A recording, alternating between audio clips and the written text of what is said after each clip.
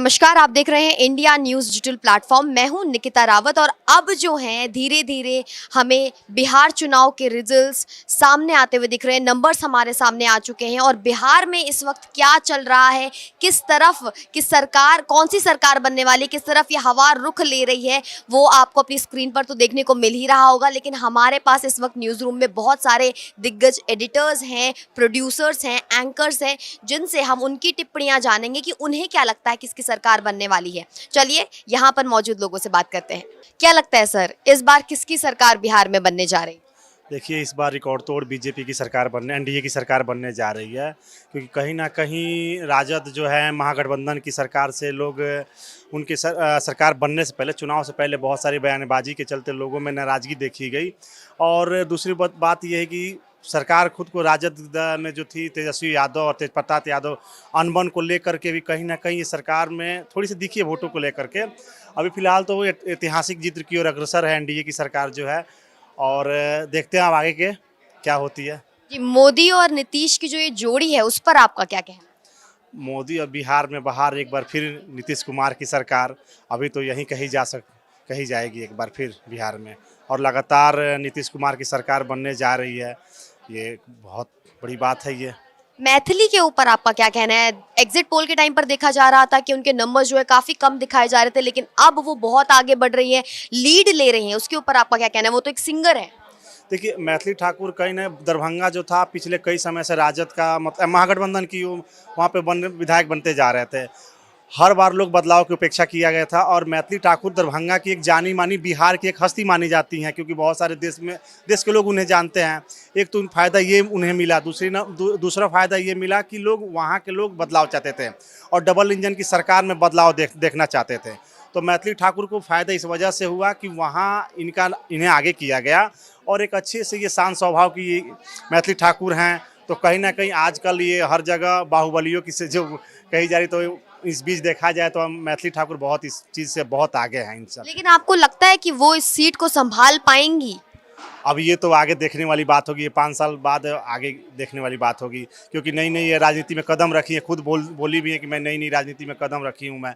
अब आगे देखने वाली बात होगी कि क्या कर पाती हैं अपने क्षेत्र के विकास के लिए वे। सर, अभी बिहार इलेक्शन के जो है नंबर्स आ रहे हैं, रिजल्ट भी शायद कुछ देर में हमें देखने को मिलेगा। आपको क्या लगता है किसकी सरकार बनने जा रही है और कितना महत्वपूर्ण है इस बार? क्योंकि किस तरीके के मुद्दों के बारे में अगर हम बात करें, मुद्दे क्या क्या हैं बेसिकली, उसके बारे में बताइए। देखिए, बिल्कुल बिहार का जो इलेक्शन है, जो वहाँ का टेम्परामेंट है, बिल्कुल अलग है। जिस तरह से तेजस्वी यादव, अखिलेश यादव, यानी एक तरह से कहा जाए जो विपक्ष था महागठबंधन, जिस तरह से उन्होंने अग्रेसिव होकर चुनाव प्रचार किया। अखिलेश यादव ने एक एक दिन में 8-8 रैलियां की। उससे लग रहा था कि लड़ाई बहुत टफ होगी। लेकिन पहले ही ये लग रहा था कि जिस तरह से बीजेपी ने प्लानिंग की थी, जो उनकी रणनीति थी, क्योंकि बीजेपी हर दिन चुनाव लड़ती है, 365 दिन। अभी बिहार इलेक्शन खत्म होगा, वो बंगाल पे लग जाएंगे, आसाम पे लग जाएंगे, उत्तर प्रदेश पे लग जाएंगे। तो हर दिन वो चुनाव लड़ते हैं। और वो जो उनकी तैयारी होती है बूथ लेवल से लेकर पन्ना प्रमुख से लेकर, वो बिहार में भी आपको देखने को मिला। कहा जा रहा था कि सीमांचल में जो सेकेंड फेज का था, 11 तारीख को जो मतदान था, वहां कहा जा रहा था कि नहीं, वो मुस्लिम बाहुल्य क्षेत्र है, वहां तो तेजस्वी बढ़ेंगे और जो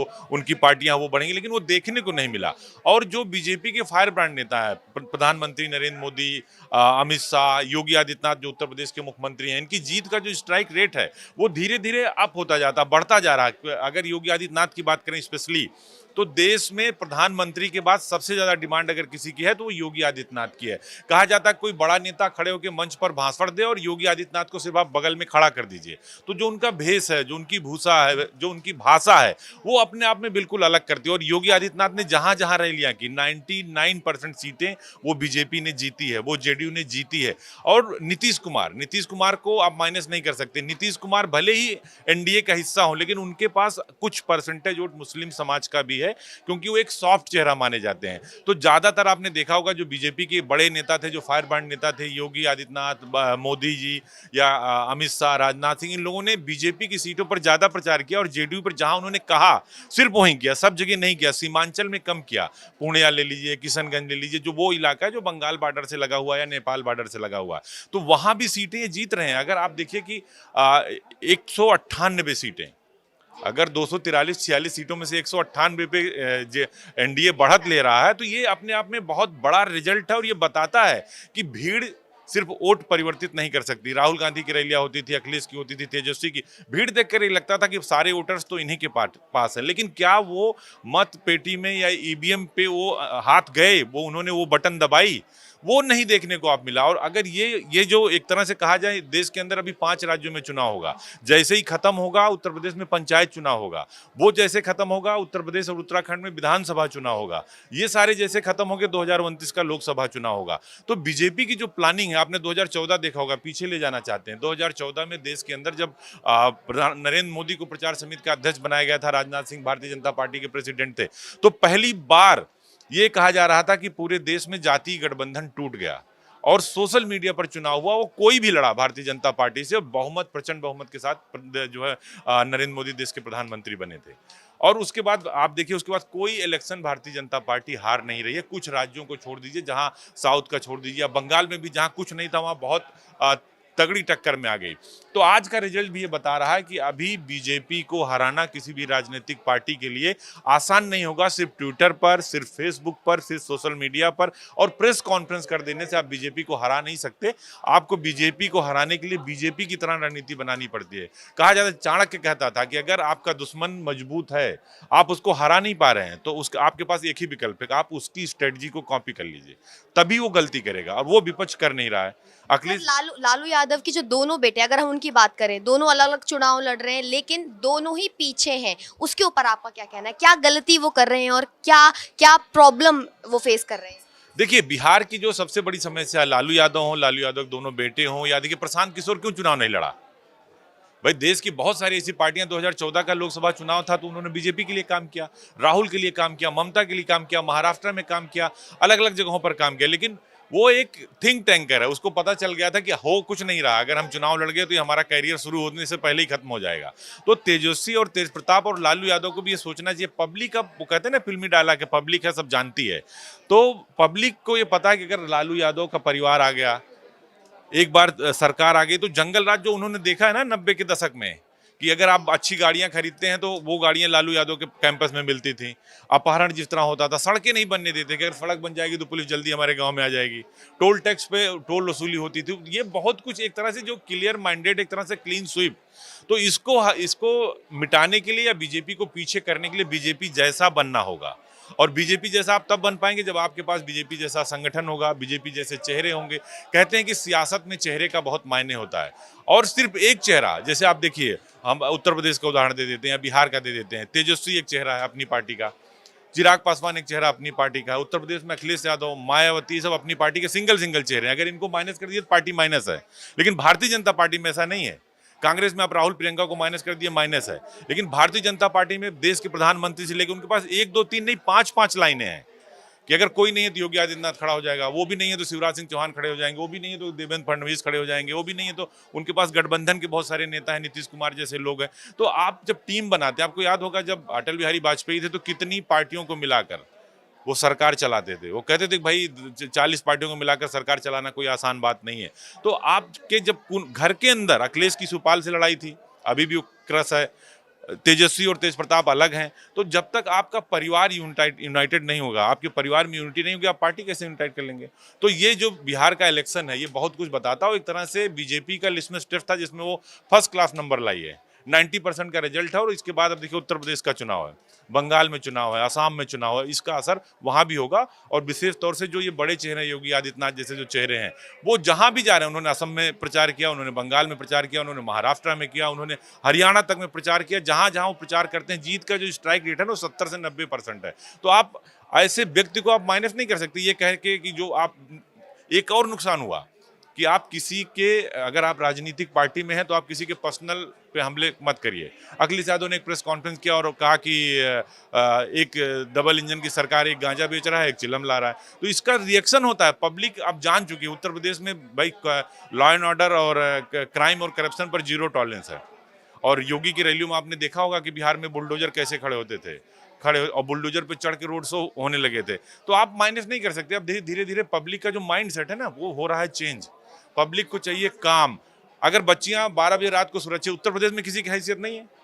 योगी आदित्यनाथ का खुलेआम है कि भाई गोली का जवाब गोली से देंगे, आप किसी बच्ची से छेड़खानी करिए, अगले चौराहे पर यमराज आपका इंतजार कर रहा है। तो बिहार का ये जो मैंडेट है, ये जो प्रचंड बहुमत है बीजेपी का, हम तो ये कहेंगे अगर बीजेपी ज्यादा सीटों पर लड़ती तो बगैर नीतीश कुमार के भी सरकार बना लेती। लेकिन ऐसा नहीं लग रहा था जब वोट चोरी के मुद्दे को लेकर राहुल गांधी जी रैली कर रहे थे, इसके बारे में लगातार बात करें, तो ऐसा लग नहीं रहा था कि शायद इस बार कांग्रेस आ सकती है। फिर वहीं युवा के मतों की अगर बात की जाए तो वहां पर तेजस्वी भी एक चेहरे निकलकर सामने आ रहे थे, लेकिन ये जो पूरा तख्ता पलट हुआ है ये कुछ अलग ही हमें देखने को मिला है। उसके ऊपर आपका क्या कहना है? देखिए, बिल्कुल देखिए, जो राहुल गांधी लगातार वोट चोरी को लेकर कैंपेन कर रहे थे, मंचों पे जा रहे थे, ऑडिटोरियम में जा रहे थे, बता रहे थे, तेजस्वी के साथ रैलियां कर रहे थे।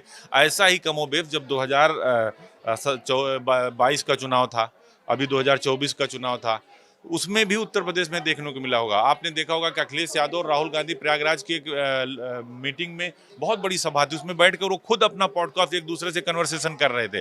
तो आपको जो भीड़ आती है, यही तो मैं कह रहा हूँ कि अगर भीड़ वोट में तब्दील हो जाए तब तो बहुत, जय गुरुदेव से बड़ा कोई नेता नहीं होता। जय गुरुदेव जी ने जब अपनी केसारी लाल खुद हाँ, पीछे चल हाँ बिल्कुल, फिर केसारी लाल से लेकर जो बड़े मैथिली ठाकुर पे बड़े आरोप लग रहे थे कि हार जाएंगी 9,000 वोट से आगे चल रही हैं। तो आप इससे आप किसी की भीड़ से आप वोट का अनुमान नहीं लगा सकते। मैं तो कहता रहा हूँ, जब जय गुरुदेव की रैलियां निकलती थी, उगता सूरज निशान था, बड़े चेहरे थे, संत थे, तो 50-50 किलोमीटर गाड़ियों की लाइन नहीं टूटती थी, लेकिन वोट में परिवर्तन नहीं हुआ। राहुल की रैलियों में जो भीड़ होती थी, अगर उतने लोग वोट दे देते तो कांग्रेस की सरकार बन जाती।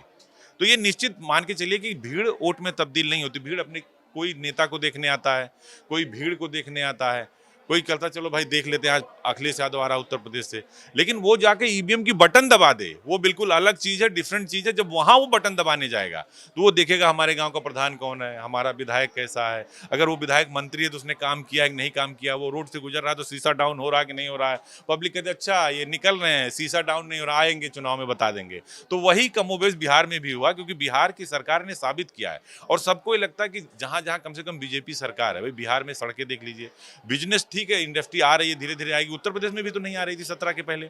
योगी आदित्यनाथ आए, उन्होंने माफियाओं का सफाई किया, मुख्तार हो, अतीक हो, मुन्ना बजरंगी हो, बड़े बड़े माफियाओं पर कार्रवाई हुई, बुलडोजर चला, 2,500 करोड़ की संपत्तियां कुर्क हुई, 3,000 करोड़ की संपत्तियों को जमींदोज किया गया, 4,000 से ज्यादा इनकाउंटर हुए, 250 से ज्यादा बड़े अपराधी मारे गए।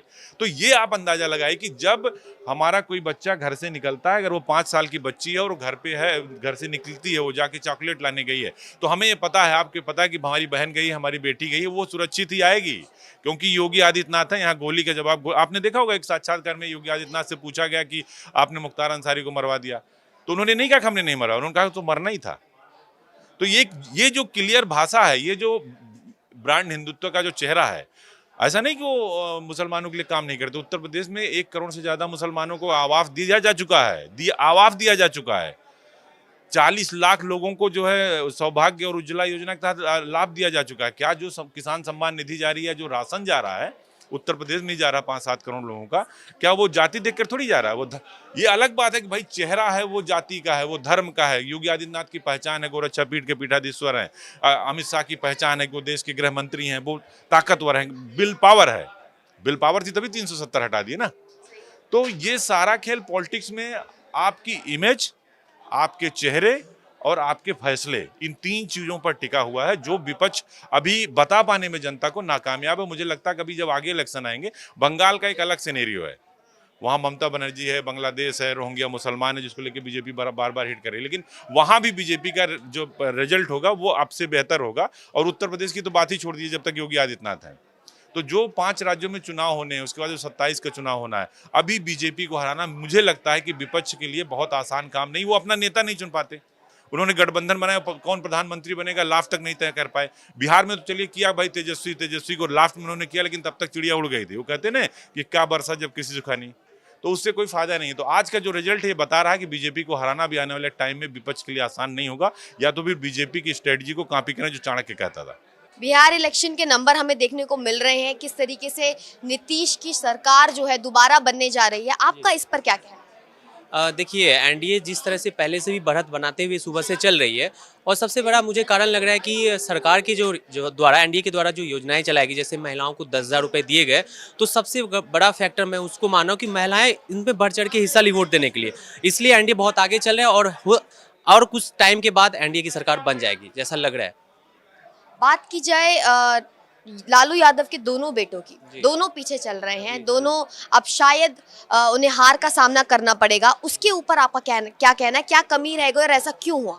देखिए अभी कुछ कह नहीं सकते क्योंकि बिहार का चुनाव कभी भी पलट सकता है और जैसे वो दोनों अभी पीछे आ रहे हैं तो अभी बहुत सारे ऐसे बैलेट पेपर बहुत जगह नहीं खुले हैं। हो सकता है कि 2 घंटे 3 घंटे में आगे भी चले जाए, तो इसका अभी पूरा श्योर नहीं है कि वो लोग हारेंगे ही या जीत भी सकते हैं वो। मैथिली ठाकुर के ऊपर आपका क्या कहना है? एग्जिट पोल्स बता रहे थे कि वो जो है पीछे चल रही हैं और जीत नहीं पाएंगी शायद इस बार, लेकिन अब जो नंबर सामने आ रहे हैं मैथिली ठाकुर बहुत लीड के साथ आगे हैं।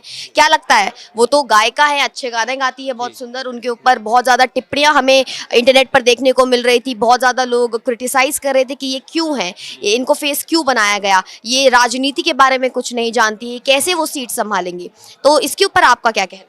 देखिए मैथिली ठाकुर जो है ऑलरेडी बिहार की मिथिला के आती है और वो जैन जी के आती है, तो खास करके मिथिला के जो लोग हैं वो बोला जाता है कि बिहार में मिथिला का जो इलाका बहुत ज़्यादा एजुकेटेड लोग होते हैं और मैथिली ठाकुर भी अभी बहुत ज़्यादा नाम है उनका वहाँ पे और उन गायक है वहाँ पे और उनको लोग जानते हैं। वो जो विपक्ष की तरफ से बहुत सारी सवाल खड़े उठे थे कि वो नहीं आई है, अभी बच्ची है, क्या कर लेगी, लेकिन जिस तरह से उन्होंने अपना जो अभी 1-2 महीनों में उन्होंने दिखाया बिहार में अपने जगह पे जहाँ से वो चुनाव लड़ रही है, तो वहाँ के लोगों को उनको बहुत पसंद आया। अलीनगर से जो चुनाव लड़ रही है उनको बहुत पसंद आया, इसलिए वो आगे भी आ रहे हैं और वो जीत भी जाएगी, मुझे जैसा लग रहा है। जी, जीत के बहुत करीब मैथिली बढ़ रही हैं, लेकिन क्या वो सीट ये जो सत्ता की जो सीट है वो संभाल पाएंगी या नहीं, वो तो वक्त ही बताएगा। पर एक सवाल मैं आपसे जो जानना चाहूँगी कि अभी आपके अकॉर्डिंग, आपके हिसाब से क्या ऐसे मुद्दे हैं बिहार में, किस चीज़ की कमी है, लोग क्या चाहते हैं सरकार से? देखिए जिस तरह से अभी बिहार भी बोला भी जाता है कि हर एक राज्य से कि बिहार बहुत अति पिछड़ा है, माइग्रेंट वर्कर बाहर जाते हैं काम करने के लिए और सबसे बड़ा वहाँ के कहा कि रोजगार की बहुत ज़्यादा कमी है। तो मेरा कहना है कि अगर सरकार बन रही है एनडीए की तो रोजगार और से ज़्यादा लेके आएगी और बहुत सारी योजनाएं चलाएगी जिससे बिहार और ऊपर आ पाएगा। कुछ ही पलों में बिहार इलेक्शंस के रिजल्ट हमारे सामने आने वाले हैं और जो नंबर्स हमें देखने को मिल रहे हैं सर, वहां पर साफ तौर पर एक तरफा हमें एनडीए की जीत होती हुई दिख रही है। पर आपको क्या लगता है सर, इसके पीछे का राज क्या है? क्या रीजन हो सकता है कि इतनी बड़ी बढ़त के साथ ये जो एनडीए है वो जीत रही है? देखिए सबसे पहले एनडीए को जीत तो दर्ज हो रही है, निश्चित तौर पे एनडीए ही यहाँ से लीड कर रही है बिहार से। इसके पीछे की वजह क्या है, महागठबंधन को इतना पीछे होने का कारण क्या है? कई कारण सामने हैं। सबसे बड़ी बात यह है कि राजद में जो फूट हो गई, जैसे टिकट बंटवारे को लेकर, टिकट बंटवारे तो बीजेपी में हुई, लेकिन जितनी फजीहत आरजेडी में हुई, महागठबंधन में हुई, उसके बाद से जो उनके जो कई वर्षों से जो 10-10 वर्षों से राजद के महागठबंधन के जो समर्पित उम्मीदवार थे, जो कार्यकर्ता थे, उन लोगों को टिकट जब नहीं दिया गया तो विद्रोह हो गया पूरे गठबंधन में। सबसे पहला वो हुआ जिसका जितने भी उसका जो राजद का वोट था वो कट गया। अब वो प्रत्याशी तो निर्दलीय आ गए या किसी अलग पार्टी से उन्होंने विलय कर लिया, मतलब उम्मीदवार जैसे बसपा जैसे उम्मीदवार हो गए या जनसुराज के साथ जुड़ गए। तो जो आरजेडी का जो कंपोनेंट जो वोटर्स था वो अलग हो गया। दूसरा जो उसका भाई तेज प्रताप था, तेज प्रताप भी एक मायने रखता है, उसके पार्टी का एक मतलब लाठी था, वो अलग हो गया। उन्होंने भी अलग एक पार्टी बनाई, उनका वोट अलग हो गया। बच गया तेजस्वी यादव सिर्फ बेचारा अकेला। अब अकेला चना तो भाई बाहर नहीं फोड़ता ना, तो वो बेचारे क्या करेंगे? राघोपुर में तेजस्वी यादव अभी पीछे चल रहे हैं, जबकि राघोपुर में लालू यादव और राबड़ी देवी ने भी चुनाव प्रचार किया था तेजस्वी यादव के लिए। क्या असर हुआ? तो जिस राघोपुर में उनकी खुद की अपनी बनी बनाई जगह थी, वहाँ पे उनकी भी जगह ऐसे हो गई। अब अगर बात करें एनडीए की, तो एनडीए में देखो क्या है, सबसे बड़ी बात कि एनडीए में हर कास्ट के लोग हैं। सबसे बड़ी बैस है, बैस जो बनिए होते हैं वो होते हैं, कुर्मी है, मुस्लिम है, ये एक तरफा है। उन्होंने प्रधानमंत्री से लेकर के एक स्टार प्रचारक इनके साथ चुनाव प्रचार किए। प्रधानमंत्री जहाँ जहाँ गए, आज ये जाकर देख लो, वहाँ की सीट लीड कर रही है। सिर्फ प्रधानमंत्री ही प्रचार करने से नहीं होती, वहाँ की लोकप्रियता मायने होती है कि हाँ भाई वहाँ पे जो हमारी उम्मीदवार है, उम्मीदवार का मायने क्या है, उसकी कठिन परिश्रम क्या है। सबसे पीछे आरजेडी को जाने का यही कारण है, विद्रोह हुआ। पार्टी ने टिकट को बंटवारा सही से नहीं किया, लोगों ने आरोप लगाए, सोशल मीडिया पे वायरल हुआ और सोशल मीडिया के वायरल होने के बाद उसी समय भी खड़ गया कि आरजेडी इस बार नहीं बन पाएगी। भले तेजस्वी ने सभी चुनावी प्रचार के दौरान अपने वादे पूरे किए, वादे बताए, वो अपने बिहार को डेवलप करने की बात की, लेकिन मुझे नहीं लगता कि वो फिर से अब बिहार में उसकी सरकार आ पाएगी। एक और सवाल मेरा आपसे रहेगा कि मुद्दे क्या लगते हैं आपको, बिहार की जनता क्या मांग रही है सरकार से?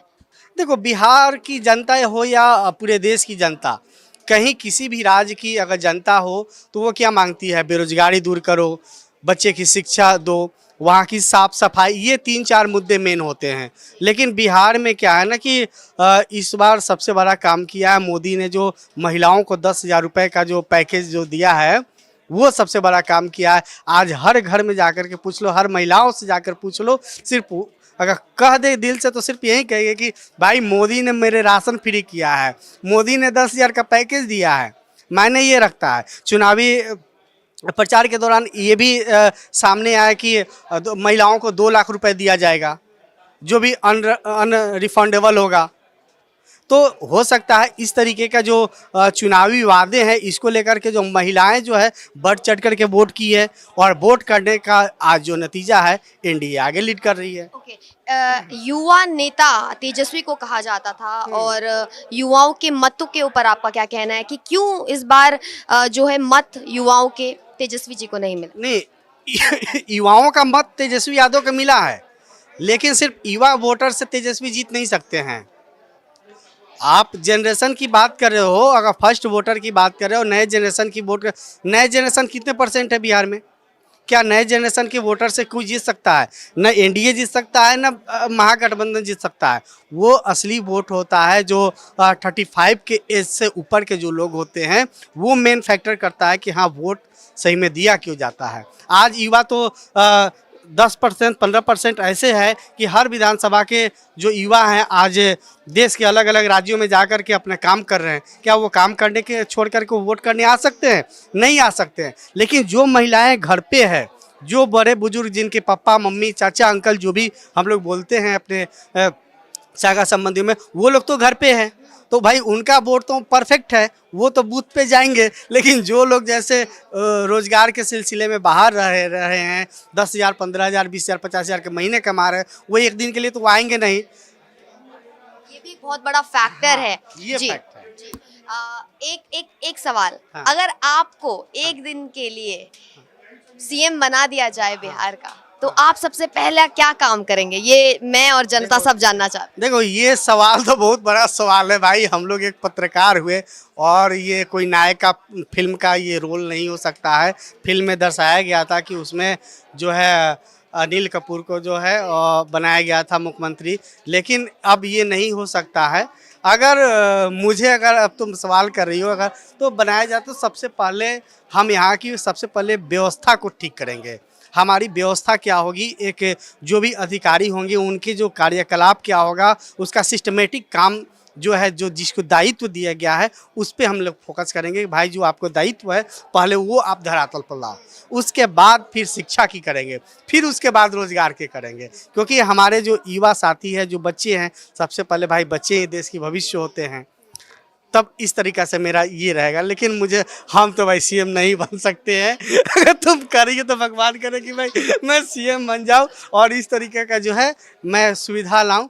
लेकिन देखो, जो भी सीएम बने, जो भी हो, मैं तो यही कहूँगा कि बिहार जिस तरीके से बदनाम है अलग राज्यों में, आज भी अगर बिहारी कहने पर लोगों को शर्म आता है, तो मैं नहीं चाहता कि लोग बिहारी सुनना पड़े, और बिहार से नाम को प्रमोट करे, शान से कोई बोले कि मैं बिहारी हूँ। मैं भी बिहार से हूँ, मैं भी चंपारण से हूँ। बिहार के मैं कई अलग अलग बिहार के साथ साथ देश के कई अलग राज्यों में भी मैं गया हूँ। वहाँ पे भी मुझे सुनने को मिला है। कोलकाता में मैंने पढ़ाई किया, कोलकाता से मास कॉम किया, वहाँ भी मुझे बिहारी शब्द का प्रयोग किया गया। लेकिन ठीक है, बिहारी शब्द करो, बट उसको सम्मान से आप करो, किसी भी, हाँ, सम्मान से आप करो, वो अच्छा लगेगा। जैसे ये बिहार से है, ये उत्तराखंड से है, ये चलेगा।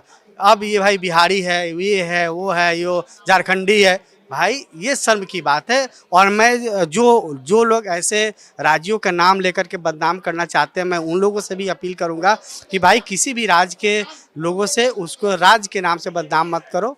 भले किसी की पर्सनली इन इफेक्टेड है तो आप उनको बदनाम करो, राज के